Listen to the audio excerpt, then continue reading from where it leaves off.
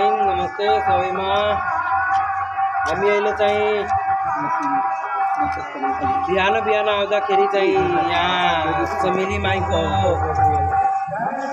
माईको मन्दिरको अगाडि चाहिँ जुन सलेमपुर जाने बाटोमा एउटा चमेली माईको मन्दिरबाट अलिकति अगाडि आउँदाखेरि दक्षिणपट्टिको बाटोदेखि चाहिँ सलेमपुर जुन जान्छ त्यहाँबाट चाहिँ त्यही बाटोको नजिकमा चाहिँ अहिले हामीहरूले चाहिँ यो मर्निङ वाक गर्ने चाहिँ एक्सर्साइज गर्ने चाहिँ यहाँ ठाउँ पाएछौँ। जो हामीहरूले चाहिँ लगभग मलाङमादेखि चाहिँ चमेली माईनेर चाहिँ 3-4 दिनदेखि आइरहेको थियो, तर हामीहरूलाई थाहै थिएन कि यस्तो पनि ठाउँ रहेछ सलेमपुरमा।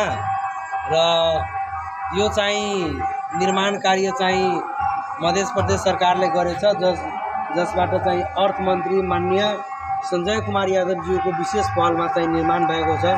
सबभन्दा पहिला त म उहाँलाई धन्यवाद दिन चाहन्छु, किनभने चाहिँ एक्सर्साइज गर्नको लागि एकदम राम्रो चाहिँ ठाउँ बनाइदिनु भएको छ। सो जो पनि यता मर्निङ वाकतिर आउनुहुन्छ भने यहाँ चमेली माताको जुन मन्दिर छ त्यसको अगाडि अर्को बाटोमा चाहिँ सिधै छ यहाँ मन्दिरबाट यहाँ अलिकति चाहिँ अगाडि आउँदाखेरि दक्षिणपट्टि जानु होला बाटो। धन्यवाद।